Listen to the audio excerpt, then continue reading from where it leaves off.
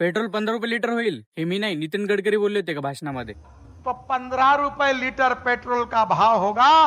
यासाठी काय करणार होते, पेट्रोलमध्ये 20% इथेनॉल मिळवणार होते. म्हणजे की 80% पेट्रोल आणि 20% इथेनॉल हे आपल्याला प्रत्येक पेट्रोल पंपावर बघायला भेटतं. याचा फायदा आपल्या शेतकऱ्याला खूप होणार होता, कारण की हे मक्यापासून आणि ऊसापासून बनलेलं आहे, म्हणजेच इथेनॉल. याचा फायदा शेतकऱ्याला पण झाला नाही आणि तुम्हा आमच्यासारख्या सामान्य माणसाला पण झाला नाही. मग याचा फायदा झाला तरी कोणाला?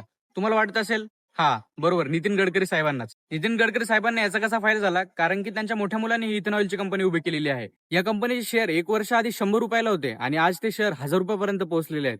मग यांचा फायदा कसा? राजकारणानंच होतो. ते एका भाषणामध्ये काय बोलले होते, की माझा कोणताच मुलगा आणि माझ्या घरातला कोणताच माणूस हा राजकारणात येणार नाही. मग हे राजकारण नाही तर काय साहेब? मी तुम्हाला माझा आदर्श मानायचो, पण आजपासून तुम्ही माझ्या मनात सुद्धा नाही आणि डोक्यात सुद्धा पण नाही. मराठा समाज जसा तुमच्या पाठीमागे खंबीरपणे दरवर्षी उभा राहतो, तसं यावर्षी उभा राहणार नाही. तुमचं कसं झालं, स्वतःचं घर भरा आणि लोकांचे घर लुटा.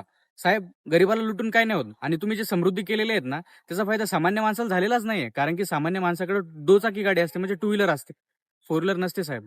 नमस्कार, मी वंश देशमुख. काही जर चुकलं असेल तर मोठ्या मनाने मला माफ करा.